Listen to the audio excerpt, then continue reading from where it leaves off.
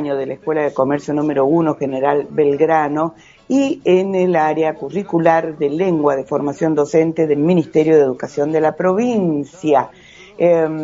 Lucía supo ser, en hermosos tiempos para nosotros, para este espacio, columnista en este programa. Luego sus deberes profesionales le han acaparado todo el tiempo. Hoy vamos a preguntarle, a plantear en los pocos minutitos que tenemos, lamentablemente, cómo promover el pensamiento crítico en el secundario con y a pesar de la inteligencia artificial.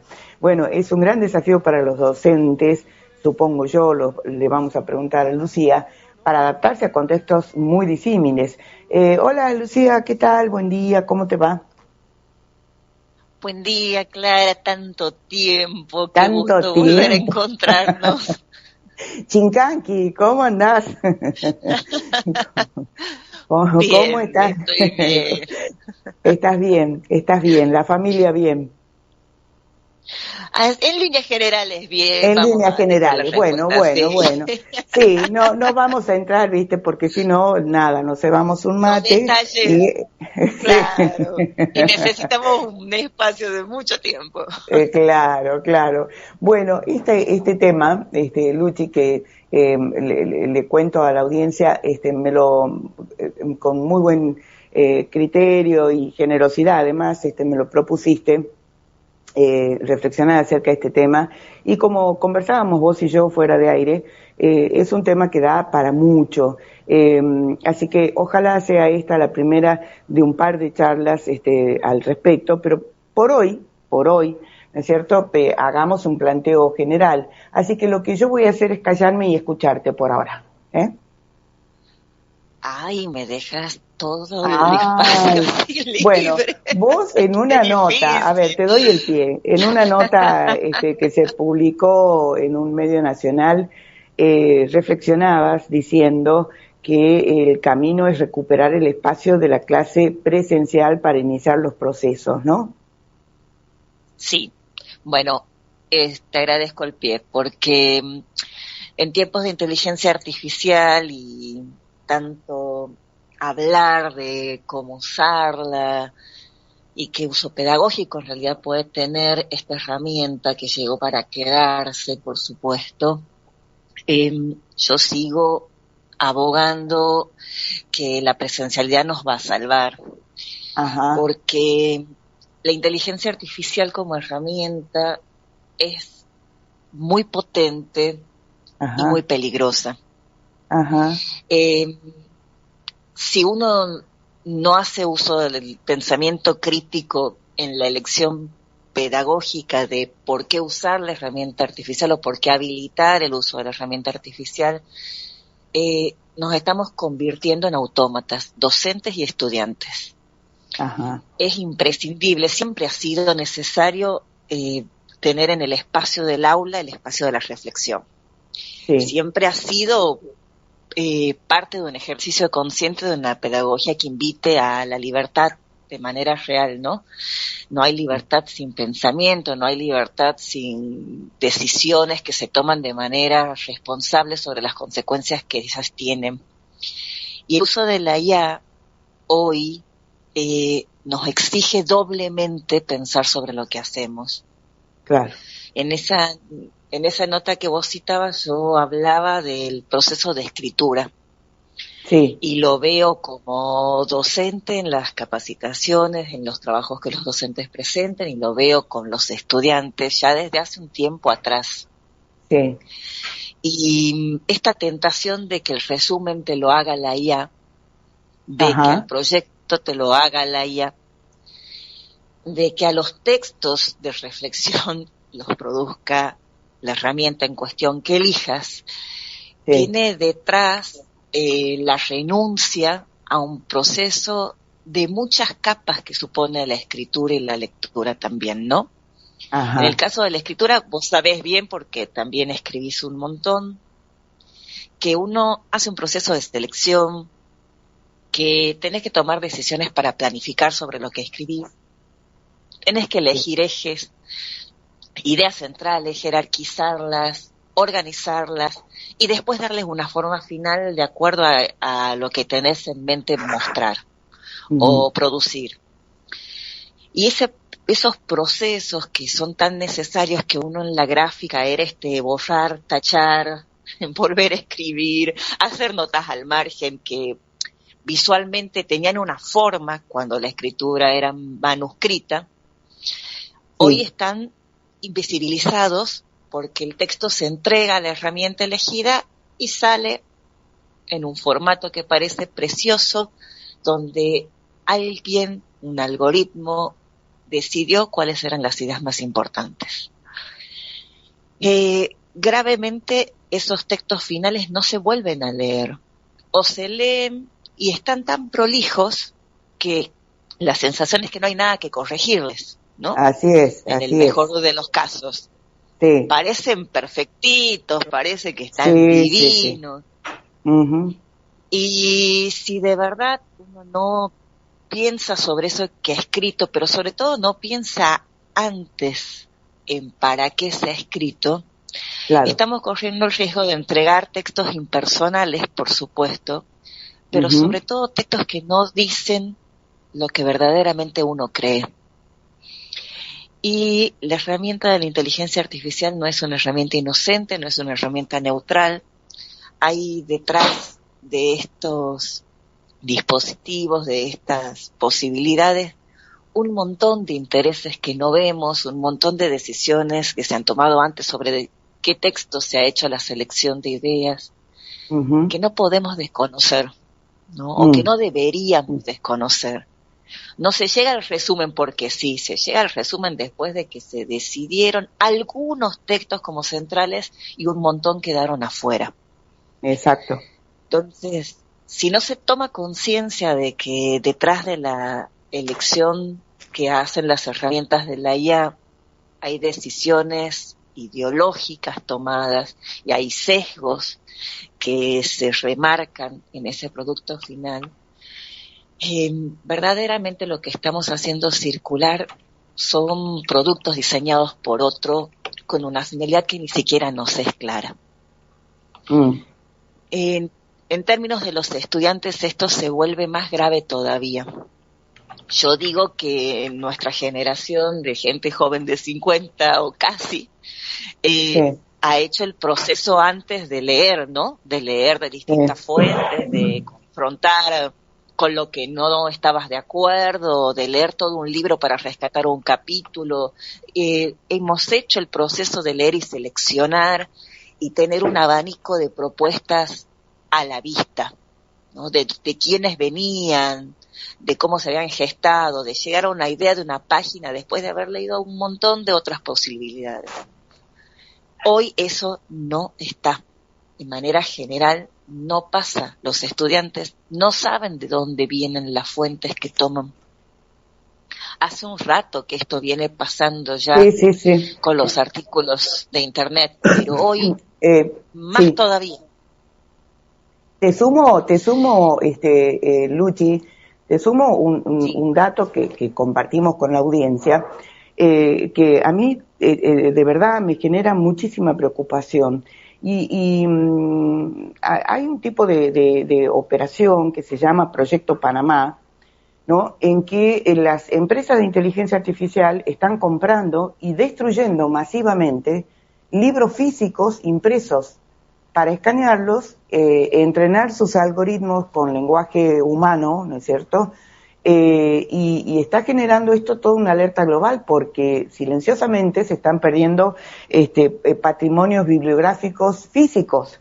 Entonces, ponele, de acá, te planteo casi una idea de novela no tan distópica, de acá a 3 generaciones, tendremos la versión de IA, ¿no es cierto?, acerca de Borges, por decirte, y nunca sabremos, nunca tendremos la posibilidad de contacto con los libros reales.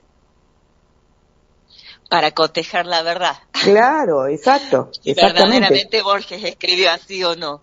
Bueno, claro. Es eso que vos planteas que en realidad no me parece para nada distópico, esto es el presente, lo que pasa es que ocurre a distintos niveles en este mundo desigual que tenemos, ¿no? Pero esto que uno piensa como la proyección de la ciencia ficción está ocurriendo. Sí. Yo también creo que algo está pasando a nivel mundial, porque mientras por un lado la IA avanza, las empresas que están explotando esta herramienta promueven todo tipo de ejercicios para ir borrando la huella de dónde se toma la información, ¿no? Porque también hay un ejercicio en borrar las huellas de dónde se toma la información y qué procedimientos se hacen para llegar a lo que te ofrecen. Sí. Esto, las universidades más renombradas del mundo están muy preocupadas porque han hecho pruebas de que los estudiantes que cursan las carreras de modo absolutamente virtual tienen todos notas muy altas. Ajá. Pero cuando van a la presencialidad, esas notas bajan considerablemente. Ajá. Entonces, lo que se está comprobando es que el ejercicio de escribir y de pensar de manera crítica, consciente y de calidad, hecho sin la herramienta, no es de buena calidad. Claro. Y sí. No habla verdaderamente de criticidad, no habla verdaderamente de un ejercicio de escritura pensado, porque lo que ocurre es que se automatizó la práctica. Claro, exactamente. Se ha delegado en otro. Claro, exactamente. El ejercicio de escribir y de leer, básicamente. Luchi, y tomo un concepto tuyo un poco para cerrar por hoy y quizás tenga permiso para molestarte en semanas sucesivas. Vos decís que me pareció muy interesante y por eso armé o propuse este título. Vos proponés invertir el proceso tradicional, es decir, tomar el producto de la inteligencia artificial como objeto de análisis crítico. Y entonces vos decís, habrá que hacer el camino al revés, leer el producto, analizar el discurso, identificar sesgos, ¿no? Está muy bueno eso. Lo que pasa es que si no haces ese proceso, no hay ejercicio del pensamiento.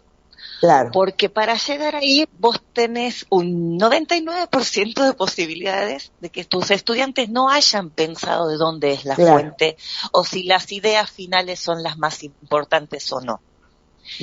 Pero si vos, docente, tomás ese resumen y expones el resultado en términos de si realmente responde a la jerarquía de ideas con las que vale la pena quedarse en función del tema que estás explicando o que querés que tus alumnos se apropien conceptualmente, si no pones en discusión eso que llega como producto final con un proceso que es invisible para ellos, no tiene sentido lo que se hizo. Claro. Por eso hay que recuperar la discusión y la puesta en, poner enfrente de ellos cómo se llega a ese resultado. Claro. Vos sí sabés de qué fuente se parte, vos sí tenés herramientas, se supone, para elaborar conceptualmente una decisión pedagógica de qué es lo que consideras más importante en el compendio de posibilidades que te ofrece cualquier tema. La cosa es empezar a visibilizar por qué algo es más importante que otra cosa, porque hay ciertas ideas que tenés que tener cuidado cuando aparezcan, porque implica dejar afuera qué parte de la realidad, ¿no? Claro. Estoy pensando en materias como geografía, como historia, incluso como la misma biología. ¿Qué pasa cuando se habla de migraciones, por ejemplo? Claro. ¿Qué es lo que dejas afuera en ese resumen? ¿Qué tipo de realidades? Bueno, esto, empezar a discutir sobre lo hecho para que tenga sentido. Si solo basta con que lo presentaste, ¿no? Y sos bueno repitiéndolo en el mejor de los casos, no hay densidad en el buen sentido en eso que se está haciendo, no hay profundidad. Claro. y nos contentamos con cumplir ítems de actividades realizadas. La pregunta es ¿para qué? Claro. Por supuesto. Entonces, bueno, esa es, de alguna manera, lamentablemente debo despedirme, pero es un punto de partida. Un punto de partida de lo que vos estás proponiendo en semejante complejidad de tema, ojo, un tema que lo tenemos todos los días. Ustedes, como docentes en las aulas, claro, ustedes como docentes en las aulas y nosotros como sociedad en general, ¿no es cierto?, con ingentes generaciones de jóvenes, estoy hablando, qué sé yo, ponele vos, de los 12 en adelante, 12 años, ¿no es cierto?, con quienes cada vez nos cuesta más interactuar, porque hay asistimos, tengo la impresión, muchas veces impotentes ante fenómenos sociales que se están produciendo. Estoy hablando de la ludopatía, sería largo de enumerar, y en realidad no podemos enfrentar problemas que no conocemos porque no los vivenciamos y no sabemos qué piensan, cómo piensan, qué quieren, ¿no? Y creo que ellos tampoco en gran medida, no porque sean tontos en absoluto, sino porque se está produciendo, ¿no es cierto?, este proceso que vos señalás. Mira, es muy grave pensar, todos hemos armado nuestra idea del mundo, nuestras opiniones en función de lo que escuchábamos, de lo que veíamos, de lo que leíamos. Y estoy segura que, aún con todas las limitaciones que generacionalmente hubo, nuestro mundo era más plural, el mundo del cual obteníamos nuestras impresiones y nuestras opiniones. Lo que me parece verdaderamente grave hoy es que la inteligencia artificial está puesta al servicio de ir reforzando una única forma de pensar que tengas, que va delineando lo que lees, lo que ves, lo que escuchas. Sí. Por lo tanto, estás como permanentemente retroalimentando un único modo de pensar. Y eso es muy grave en todos los sentidos. Claro. Pero bueno, como decís, es un tema muy amplio. Muy amplio, pero ojo, vos sabés que ha suscitado muchísimo interés, cuando compartido, lo hago todos los días, ¿no? Comparto con mucha gente, algunos oyentes consuetudinarios, otros, gente conocida. Ha despertado mucho interés, les ha parecido un tema realmente importante para ser conversado, reflexionado, debatido. Así que en esta primera charla te agradezco un montón el tiempo y ojalá tengas un resquicio como para que la semana que viene o la otra, vos me dirás, podamos seguir conversando. Podemos seguir conversando, es un placer, te agradezco la invitación para pensar en voz alta. Dale, un abrazo enorme, Luchi. Un abrazo enorme, claro, un abrazo a todos. Chau, gracias. Chau. Bueno, hemos estado conversando con Lucía Gandur, hoy por ser viernes y estoy pensando la idea, pero